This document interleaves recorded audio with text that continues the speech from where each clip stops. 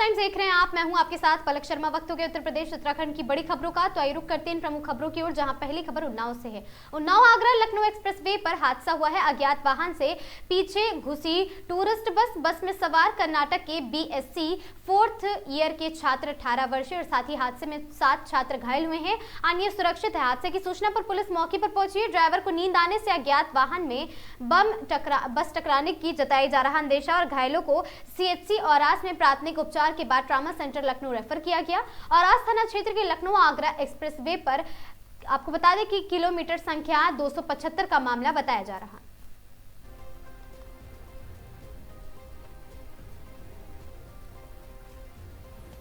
जनपद महोबा के जिलाधिकारी एवं उप जिलाधिकारी कुलपहाड़ के दिशा निर्देश अनुसार राजस्व एवं पुलिस की संयुक्त टीम द्वारा एंटी भूमाफिया अभियान के अंतर्गत थाना अजनर क्षेत्र के ग्राम बुधवारा में तालाब की भूमि पर किए गए अवैध कब्जे को हटवाया गया और प्रशासन की टीम ने मौके पर पहुंचकर राजस्व अभिलेखों के आधार पर भूमि की पैमाइश कर कब्जा हटवाने की कार्रवाई सुनिश्चित की है। इस दौरान कानून व्यवस्था बनाए रखने हेतु पुलिस बल भी तैनात रहा। प्रशासन ने स्पष्ट किया है कि सार्वजनिक और सरकारी भूमि पर किसी प्रकार की अवैध कब्जा बर्दाश्त नहीं किया जाएगा और भविष्य में भी इस प्रकार की कार्रवाई निरंतर जारी रहेगी।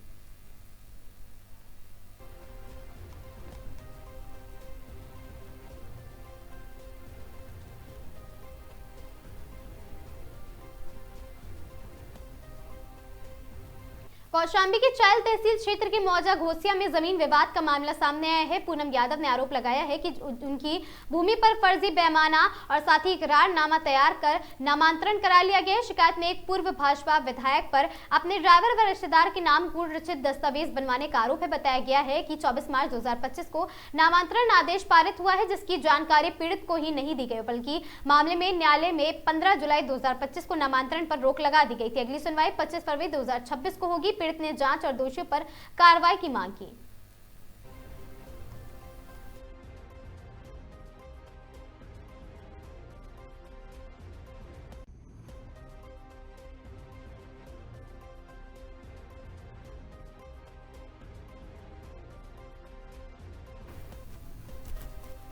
मिर्जापुर के कटरा थाना क्षेत्र के आरटीओ ऑफिस के पास पारिवारिक विवाद में पति ने अपनी पत्नी को उतारा मौत के घाट। सूचना पर मौके पर पहुंची पुलिस और साथ ही पुलिस ने शव को कब्जे में लेकर पोस्टमार्टम के लिए भेज दिया है। मामला कटरा थाना क्षेत्र ग्राम रहवाना स्थित पहाड़ी का है। वहीं मौके पर पहुंचे एडिशनल एसपी मिर्जापुर ने कहा कि पति द्वारा पारिवारिक विवाद में अपनी पत्नी की मारकर हत्या कर दी गई है। सूचना पर मौके पर पहुंचकर घटनास्थल का निरीक्षण किया गया और पुलिस द्वारा घटना से संबंधित अभियुक्त कपूर चंद को हिरासत में लिया गया। पूछताछ की जा रही है तथा मृतक के शव को पोस्टमार्टम के लिए भिजवाया गया। मृतक के भाई से प्रार्थना पत्र प्राप्त कर अग्रिम वैधानिक कार्रवाई जारी है। सर बताएं कि एक महिला का शव मिला है, यहाँ पे क्या है घटना किस तरह की? आज दिनांक 22/2/26 को थाना क्षेत्र कोतवाली कटरा में ये थाने पे सुबह 10:30 के आसपास ही सूचना प्राप्त हुई कि पड़ोस में एक महिला का जो है शव जो है मृत्यु में पड़ा हुआ है। इस सूचना पर तत्काल थानाध्यक्ष एवं क्षेत्राधिकारी नगर और सभी क्षेत्राधिकारी के द्वारा मौके पर निरीक्षण किया गया। फॉरेंसिक टीम आई, पीड़िता के परिवारजन में भाई को बुलाया गया। उनके द्वारा ये तहरीर दी जा रही है कि उसके पति ने शराब को लेकर इनके झगड़ा हुआ करता था। उसी झगड़े क्रम में ये उनके द्वारा उसको हत्या कर दी गई है और पीड़िता का शव हमने पुलिस ने बरामद कर इसमें पोस्टमार्टम के लिए भेजा जा रहा है। इसमें अग्रिम विधिक मेयरपुर थाना क्षेत्र के किरवानी जंगल में चूही मिट्टी निकालने गई महिलाओं के साथ दर्दनाक हादसा हो गया। खुदाई के दौरान अचानक मिट्टी धंसने से वह काम कर रही थी। करीब 6 महिलाएं दब गई। घटना के बाद इलाके में अफरा तफरी मच गई। गांव में चीख पुकार मची। जानकारी के अनुसार गांव की महिलाएं जंगल में चूही मिट्टी निकालने गई थी। इसी दौरान अचानक मिट्टी का बड़ा हिस्सा भरभरा कर गिर पड़ा और 6 महिलाएं उसके नीचे दब गई है। सूचना मिलते ही एसडीएम, सीओ और साथ ही पुलिस टीम मौके पर पहुंच गई है। जेसीबी मशीन की मदद से राहत और बचाव कार्य शुरू किया गया। अब तक 3 महिलाओं के शव मलबे से बाहर निकाले जा चुके हैं, जबकि एक महिला की तलाश जारी है। वहीं 2 महिलाओं को समय रहते सुरक्षित बाहर निकाल लिया गया, जिससे उनकी जान बच गई है। इस हृदय विदारक घटना के बाद गांव में मातम का माहौल है। मृतकों के परिजनों का रो रो कर बुरा हाल है। प्रशासन की ओर से राहत एवं बचाव कार्य जारी है और आगे की कार्रवाई भी जारी रहेगी।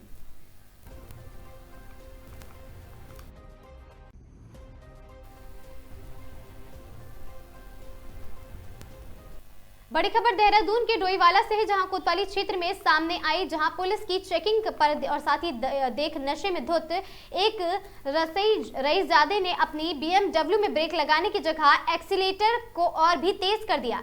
हवा से बातें करते हुए BMW ने पुलिस की बैरिकेडिंग का जोरदार टक्कर मारी, क्षतिग्रस्त कर दिया। पुलिस ने जबरदस्त, आपको बता दें कि रईसजादे को पकड़ने की कोशिश की तो उसने अपनी BMW को फिल्मी स्टाइल में पीछे किया और फिर एक चेकिंग कर रही पुलिस टीम पर चढ़ा दिया। इस घटना से पुलिस कर्मियों में सनसनी फैल गई और मौके पर जब सब इंस्पेक्टर रघुवीर सिंह और उनके साथी मनोज कुमार गंभीर रूप से घायल हो गए हैं। डोईवाला के कोतवाल प्रदीप राणा ने हिम्मत दिखाई और दोनों घायलों को लेकर फटाफट जॉली ग्रांट अस्पताल पहुंचे। यहां दोनों घायलों का इलाज चल रहा है। वहीं पुलिस टीम ने किसी तरह रईसजादे बिजनौर निवासी तरुण को गिरफ्तार किया। मेडिकल जांच में तरुण के नशे में होने की पुष्टि भी की गई है।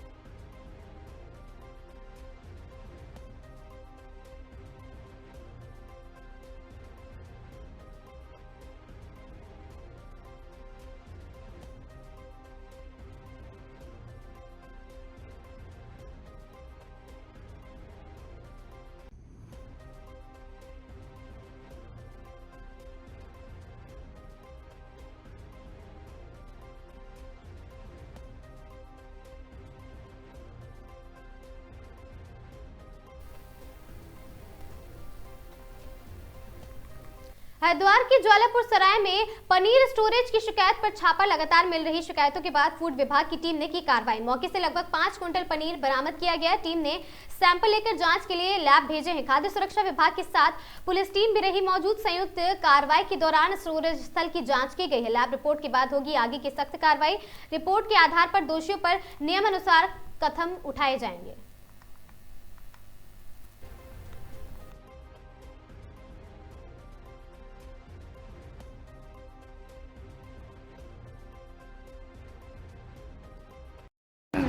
काफ़ी समय से हमारे पास सूचनाएं आ रही थी कि इस क्षेत्र में जो है पनीर का स्टोरेज हो रहा है और वो पूरे शहर को जो है सप्लाई किया जाता है। तो इसी क्रम में आज हमने जो है संयुक्त टीम बना करके पुलिस के साथ जो है इस पर कार्रवाई की और 2 नमूने जाँच हेतु लिए जा रहे हैं। नमूने की जाँच रिपोर्ट जैसी आएगी उस हिसाब से इस पर आगे की कार्रवाई की। लगभग कितना माल आपके द्वारा जो है अभी हमें जो मौके पे मिला करीब 5 क्विंटल के आसपास ये माल है जो हमारी संभावना है और इसको हमने देख लिया है। रुड़की के मंगलौर विधानसभा क्षेत्र के खेजाड़ा जट गांव में पूर्व कैबिनेट मंत्री करतार सिंह भड़ाना के पहुंचने पर ग्रामीणों ने ढोल नगाड़ों और फूल मालाओं के साथ जोरदार स्वागत किया, जिससे पूरा माहौल चुनावी उत्साह से सराबोर हो गया। और मीडिया से रूबरू होते हुए भड़ाना भावुक नजर आए और उन्होंने क्षेत्र के साथ अपने गहरे भावनात्मक जुड़ाव को साझा करते हुए उनका रिश्ता केवल राजनीतिक तक सीमित नहीं, ऐसा कहा। उन्होंने पिछली और साथ ही हार का दर्द साझा करते हुए सीधे शब्दों में जनता से सामने अपनी बात रखी और कहा, मेरा मंगलौर विधानसभा से दिल का रिश्ता है और यहाँ सिर्फ चुनाव के समय आने वाला नेता नहीं हूँ, बल्कि पिछली बार मैंने महज कुछ वोटों से पीछे रह गया था, लेकिन इस बार उस कमी को पूरा कर मुझे इस क्षेत्र का नक्शा बदलना है। मैं गाँव के विकास के लिए पूरी तरह प्रतिबद्ध हूँ और छोटे बड़े गाँव की जरूरत के हिसाब से विकास निधि खर्च की जाएगी। के माध्यम से उन्हें बताना चाहता हूँ कि हमारे वहाँ पे जो हम घोषणा मंत्री तो है नहीं कोई, घोषणा तो हमने जब इलेक्शन लड़ने आए थे और हमें पार्टी ने यहाँ से टिकट दिया और उसी टाइम हमने बोला था, वो सब भाई मेरे बुद्धिजीवी हो तुम सब, मुझे बार बार बताना पड़ता है, पर मैंने वो क्योंकि एक बार जो बोलता हूँ उसमें कटौती नहीं करता हूँ, तो मैंने यही कहा था कि भाई जीतूं या हारूं, रहूंगा मंगलौर में और एक अच्छा बेटा, एक अच्छा भाई, एक अच्छा साथी बनके मंगलौर में काम करूंगा। तो उसमें जो है हमने निर्णय लिया था कि भाई जो छोटे गांव हैं उनमें 5 लाख, जो उससे बड़े उनमें 10 लाख, जो और बड़े उनमें 15 लाख रुपए लगाने का प्रॉमिस किया था और वो हम सबको बुला के वो सबको बता चुके हैं। आज तो मेरे गांव वालों ने, मैंने रिक्वेस्ट की थी कि मैं दर्शन करने आ जाऊं अपने गांव वासियों का, तो उन्होंने कहा जी आप आइए। मैं उनके दर्शन करने आया था अपनों को मिलने आया था, यही प्रोग्राम। मंगलौर विधान मेरे को झूठ सच बोलने की आदत नहीं है।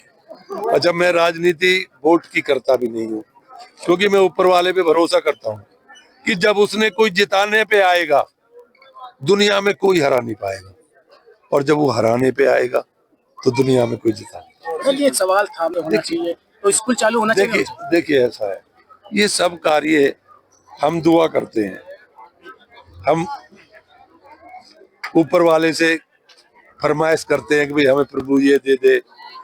कोई कृष्ण से मांगता है, कोई परवरदिगार से मांगता है, कोई हनुमान जी से मांगता है, हम सब मांगते हैं। वो स्वयं तो नहीं आते, जब हम उनसे मांगते हैं और वो हमारी बात को कबूल कर लेते हैं या वो हम पे मंजूर कर लेते हैं, तो किसी न किसी को जरिया बना के भेज देते हैं। चकेरी में भाजपा कार्यकर्ताओं ने राहुल गांधी का पुतला फूका है। भाजपा कार्यकर्ताओं ने राहुल गांधी का पुतला फूका है। रामदेवी चौराहे पर भाजपा कार्यकर्ताओं ने जमकर किया है विरोध प्रदर्शन। कानपुर के रमा देवी चौराहे पर भाजपा कार्यकर्ताओं का दिखा आक्रोश। कांग्रेस पार्टी के राहुल गांधी का पुतला फूका है और साथ ही भाजपा कार्यकर्ताओं ने कांग्रेस पार्टी मुर्दाबाद, राहुल गांधी मुर्दाबाद के नारे भी लगाए हैं।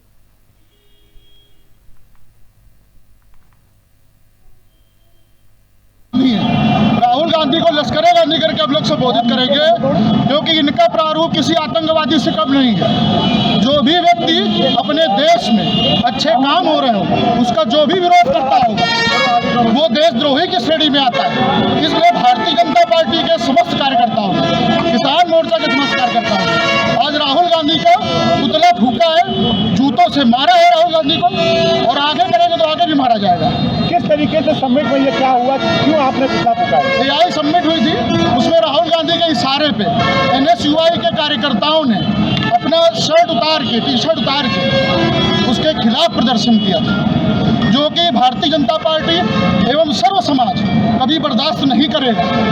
नरेंद्र मोदी जी हमारे देश के प्रधानमंत्री हैं, वो सभी के प्रधानमंत्री हैं। उसमें हर व्यक्ति को ध्यान रखना चाहिए कि ऐसी चीजें ना करें जिससे देश का पूरे विश्व में नाम खराब हो। अगर किस तरीके से यहाँ पर भारतीय जनता पार्टी किसान मोर्चा इस चीज को देखता है? भारतीय जनता, हम लोग किसानों के पास बैठे थे परसों, हमने चौपाल करी तो किसान लोग हमारे साथ थे। उन्होंने कहा कि देश के लोग पूरे आपके साथ हैं, पूरे किसान मोर्चा के साथ हैं। जो भी व्यक्ति ऐसी हरकत करता है, नौजवान का किसान भी उसमें आगे आके उसका विरोध करेगा। उसी को रिप्रेजेंट करने में आया था। मैं भारतीय जनता पार्टी किसान मोर्चा का जिला अध्यक्ष होने के नाते मैं हर दिन राहुल गांधी का पुतला फूकूंगा। अगर वो सर्व समाज से, पूरे देश से माफी नहीं मांगते हैं तो इसका परिणाम आगे और खराब है। कांग्रेस पार्टी मुर्दाबाद। आज राहुल गांधी का पुतला फूका है, जूतों से मारा है राहुल गांधी को, और आगे भी मारा जाएगा। किस तरीके से समिट में ये क्या हुआ, क्यों आपने पुतला फूका? समिट हुई थी, उसमें राहुल गांधी के इशारे पे NSUI के कार्यकर्ताओं ने अपना शर्ट उतार के, टी शर्ट उतार के उसके खिलाफ प्रदर्शन किया, जो कि भारतीय जनता पार्टी एवं सर्व समाज कभी बर्दाश्त नहीं करेगा। नरेंद्र मोदी जी हमारे देश के प्रधानमंत्री हैं, वो सभी के प्रधानमंत्री हैं। इसमें हर व्यक्ति को ध्यान रखना चाहिए कि ऐसी चीजें ना करें जिससे देश का पूरे विश्व में नाम खराब हो। अगर खबर भागलपुर से है, जहां भारत देश के जाने माने उद्योगपति अडानी समूह के चेयरमैन गौतम अडानी भागलपुर के पीरपैती पहुंचे। इस दौरान प्रदेश में विकास कार्यों के लिहाज से काफी महत्वपूर्ण माना जा रहा है। इससे बता दें कि बिहार की पीरपैती में अडानी समूह थर्मल पावर प्लांट का निर्माण कर रहा है। ये पिछले कई दशक से किसी भी औद्योगिक समूह द्वारा बिहार में किया गया सबसे बड़ा निवेश है। अडानी समूह के चेयरमैन ने मौके पर पहुंचे और साथ ही कई प्रोजेक्ट के कामकाज का जायजा लिया और वृक्षारोपण के कार्यक्रम में भी हिस्सा लिया है। अडानी समूह का पावर प्लांट पीरपैती प्रखंड के सिरमतपुर व साथ ही आसपास के करीब 479 हेक्टेयर भूमि पर बनाए जा रहे हैं। ये ultra super critical plant 2400 megawatt उत्पादन क्षमता का होगा और साथ ही उत्तर में गंगा, दक्षिण में नेशनल हाईवे और पास ही पीरपैती रेलवे स्टेशन लॉजिस्टिक दृष्टि से लोकेशन को काफी महत्वपूर्ण बनाता है। इस परियोजना पर अडानी की तरफ से 30,000 करोड़ का निवेश किया गया है। साथ ही परियोजना में 5 वर्षों में पूरे करने का इसे लक्ष्य रखा गया। फिलहाल वहां पर चहार दीवारी और साथ ही भूमि समतलीकरण जारी है। उद्योग जगत की बड़ी हस्ती का ये दौरा केवल निरीक्षण नहीं बल्कि राज्य में भरोसे और निवेश का सकारात्मक पैगाम है और भागलपुर के लोगों के लिए खास महत्व भी है।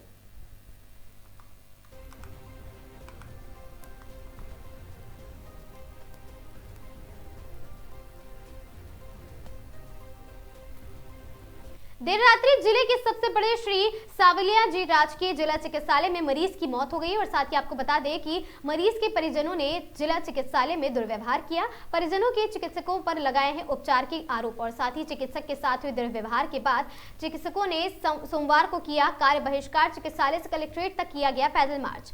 चिकित्सा स्वास्थ्य व्यवस्था गड़बड़ाई है। पीएमओ डॉक्टर दिनेश वैष्णव व अन्य चिकित्सकों ने एसडीएम प्रभा गौतम और एएसपी सरिता सिंह से की मुलाकात। दोषियों के खिलाफ कार्रवाई की मांग की गई है। प्रशासन ने दिया उचित कार्रवाई का आश्वासन। हमारी मांगे पूरी करो, हमारी मांगे पूरी करो। किन मांगों के लिए आज ज्ञापन देना है? सर सैलरी के लिए आए, पेमेंट नहीं आ रहा है, 8 महीने से कोई सुनवाई नहीं है। पीएमओ साहब करने जाते हैं तो बोलते हैं कि हम ठेकेदार से बात करेंगे। ठेकेदार हमारा फोन उठाने को तैयार नहीं है। किसी की किराया बाकी है, किसी का पेमेंट बाकी है, किसी से हम कर्जा भी लेते हैं तो उसको देना भी पड़ेगा। कितना टाइम दे, किसी को 3 महीने रोकें, किसी को 4 महीने रोकें। सभी माएँ बहनें भाई लोग सभी परेशान हैं। हमारी पेमेंट चाहिए हमें, 1-2 दिन में आप कराइए। और हम मैडम करने भी गए, मैडम ने बोला आज शाम तक आपका पेमेंट आता है तो ठीक है, नहीं तो फिर आपके इसमें से जो भी अधिकारी, जो मेरे सपना दीदी है, सर है, मैडम है, जो गए थे उनको बोला है कि आज शाम को नहीं आए तो कल सवेरे वापस मेरे करने आए, कलेक्ट्री और मेरे से मिले। तो हमारा ये सम्मान है कि हमारे को पेमेंट दिलाया जाए और हमारी तनख्वाह टाइम से आई जाए। हमें कोई इशू नहीं, हम काम करने के लिए अधिकारी है। हमारे लिए सांवरिया हॉस्पिटल बनाया है तो हम काफ़ी संख्या से काम कर रहे हैं। सभी माएँ बहनें परेशान हैं। पहले 10 से सैलरी आती थी तो हम कुछ ऑब्जेक्शन नहीं उठाते थे। अभी 8 महीने से पेमेंट नहीं आ रहा है तो हम किससे भीख मांगे? कौन सी कंपनी से भी बाकी है, पहले का पेमेंट दिलाइए। फिर मदर लिंक से भी बाकी है। कितने कर्मचारी आप लोग? कितने? हम है कम से कम 80 कर्मचारी है। क्या नाम है आपका? मेरा नाम सुरेश। सुरेश जी कहाँ काम करते हो? हम सामरिया चिकित्सालय में। क्या मामला आपके? मामला है सर, हमको जो 8 महीने से हमारा वेतन नहीं मिल रहा है। क्या मांग को लेके पहुँचे? हमारी ये मांग लेके पहुँचे, हमें संविदा कर्मचारी को पूरी तनख्वाह दिली जाए। हमारे 8 महीने से हम बहुत परेशान हैं। किसी का घर किराया देना है, किसी की स्कूलों की फीस भरनी है, हमको कोई आश्वासन नहीं मिल रहा है। हमें एडीएम साहब को दिया है, हमको आश्वासन दिया है कि आपको मिल जाएगा। मिला अभी तक? अभी 60-70 आदमी है जो संविदा कार्य करता है, सभी का वेतन नहीं आया। कोटपुतली बहरोड जिले के बानूसूर के गांव के सरकारी स्कूल की पीटीआई और साथ ही महिला ने रात करीब 9 बजे तिजारा फाटक पुलिया पर आत्महत्या का प्रयास किया है। इस दौरान एकत्र हो गए लोग वहां पर और साथ ही महिला के सुसाइड करने के प्रयास पर लोगों ने पुलिस से पहुंचकर रोका है और साथ ही महिला ने मेडिकल कर्मियों को बताया है कि बानूसूर में पूर्व एसएचओ सुरेंद्र मलिक व 2 लोगों ने उसे हनी ट्रैप में फंसाया है और साथ ही महिला ने पूर्व एसएचओ सुरेंद्र मलिक सहित कुछ लोगों पर 15 लाख रुपए और साथ ही सौदा करने का आरोप लगाया है। वहीं कहा है कि मुझे जानबूझकर झूठे केस में जेल भेजा जा रहा है। एसएचओ और आरोपियों के खिलाफ पूरे सबूत दे दिए हैं। इसके बावजूद आरोपियों की उन्हें अरेस्ट नहीं किया जा रहा है। महिला चेतना गुप्ता ने कहा है कि मैं 8 महीने से खूब परेशान हो गई हूँ। 8 महीने से पुलिस प्रशासन के चक्कर लगा रही हूँ, लेकिन वे आरोपियों को बचाने में लगी है। मैं मरना चाहती हूँ लेकिन अब मुझे मजबूर किया जा रहा है।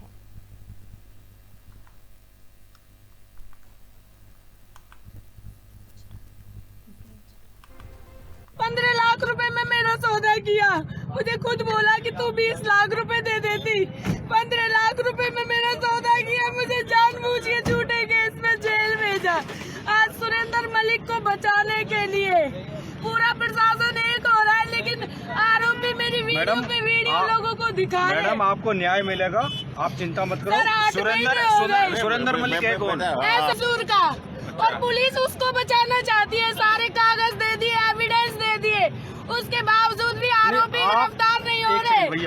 और वो आरोपी मेरी वीडियो लोगों को जा जा के दिखाते हैं। आप ये बताओ, आप जो ये घटना करने के लिए तैयार थी, सुसाइड करने के लिए, ये आप क्यों मजबूर हो रही? सर मजबूर मैं इसलिए हुई कि लोग मुझे बताते हैं तेरी ऐसी हमने वीडियो देखी है। मैडम तो मतलब आप सुसाइड करने से घटना की प्रॉब्लम सॉल्व नहीं होती? तो सर कहाँ जाऊँ मैं? किसको मेरे को मुँह दिखाने लायक नहीं छोड़ा। मैंने सब जगह मोदी में हमारे साथ हमारे कौन बचाने में लग रहा है? रोज हमारे बयान होते हैं, रोज बयानों के लिए बुलाते हैं मुझे, रोज मुझसे 500 बार एविडेंस मंगा लिए। एसएचओ को बचाने के लिए कौन लग रहा है पीछे? एसएचओ को बचाने के लिए पूरा प्रशासन लगा हुआ है, सुरेंद्र मलिक को बचाने के लिए। चलो 15 लाख रुपए में मेरा सौदा किया, मुझे खुद 15 लाख रुपए में मेरा सौदा किया, मुझे खुद बोला कि तू 20 लाख रुपए दे देती। 15 लाख रुपए में मेरा सौदा किया, मुझे जानबूझ के झूठे केस में जेल भेजा। आज सुरेंद्र मलिक को बचाने के लिए पूरा प्रशासन एक हो रहा है, लेकिन आरोपी मेरी वीडियो लोगों को दिखा रहे हैं। मैडम आपको न्याय मिलेगा, आप चिंता मत करो। सुरेंद्र मलिक है कौन? ससुर का, और पुलिस उसको बचाना चाहती है, सारे कागज दे दिए, एविडेंस दे दिए, उसके बावजूद भी आरोपी गिरफ्तार नहीं हो रहे। और वो आरोपी मेरी वीडियो लोगों को जा जा के दिखाते हैं। आप ये बताओ, आप जो ये घटना करने के लिए तैयार थी, सुसाइड करने के लिए, ये आप क्यों मजबूर हो रही? सर मजबूर मैं इसलिए हुई कि लोग मुझे बताते हैं तेरी ऐसी हमने वीडियो देखी है। मैडम तो मतलब आप सुसाइड करने से घटना की प्रॉब्लम सॉल्व नहीं होती? तो सर कहाँ जाऊँ मैं? किसको मेरे को मुँह दिखाने लायक नहीं छोड़ा, मैंने सब जगह कर दी। हमारे साथ हमारे कौन बचाने में लग रहा है? रोज हमारे बयान होते हैं, रोज बयानों के लिए बुलाते हैं मुझे, रोज मुझसे 500 बार एविडेंस मंगा लिए। खबर बाड़मेर की चौटन से है, जहां बीजराट थाना क्षेत्र में एक बोर्ड परीक्षा केंद्र से एक छात्र का अपहरण कर ले जाने तथा मारपीट कर छात्र को लहूलुहान किया गया है। बीजराट थाना क्षेत्र के राजकीय उच्च माध्यमिक विद्यालय जयसार के बोर्ड परीक्षा केंद्र के परिसर में एक छात्र का हुआ अपहरण। विद्यालय के नियमित प्रकाश का विद्यालय परीक्षा हॉल के बरामदे से अपहरण कर उठा कर ले गए हैं और साथ ही बदमाश परीक्षा केंद्र के परिसर में घुसकर छात्र का अपहरण एवं लहूलुहान करने से पूरे इलाके में फैली है सनसनी। अब सरकारी विद्यालयों में छात्रों की सुरक्षा नहीं होने से पुलिस और सुरक्षा तंत्र पर उठने लगे बड़े सवाल। और साथ ही सवेरे 8 बजे परीक्षा केंद्र में प्रवेश करने के 5 मिनट बाद बेखौफ होकर परिसर में घुसे आधा दर्जन बदमाशों ने वारदात को अंजाम दिया है। सवाल यही है कि बोर्ड परीक्षा केंद्र में परीक्षा समय से आधा घंटा पहले बंद क्यों नहीं किया गया विद्यालय का मुख्य द्वार, और विद्यालय में परीक्षा केंद्र अधीक्षक सहित दर्जनों अध्यापक और साथ ही अधीक्षकों की आंखों के सामने से ही वही वारदात को अंजाम दिया गया, बावजूद इसके नहीं किया गया विद्यार्थियों को छुड़ाने का प्रयास। घटना की सूचना मिलने पर बीजराड़ पुलिस पहुंची है और गंभीर घायल छात्र को लोगों और परिजनों ने पहुंचाया है चौटन अस्पताल, जहां से किया गया बाड़मेर रेफर।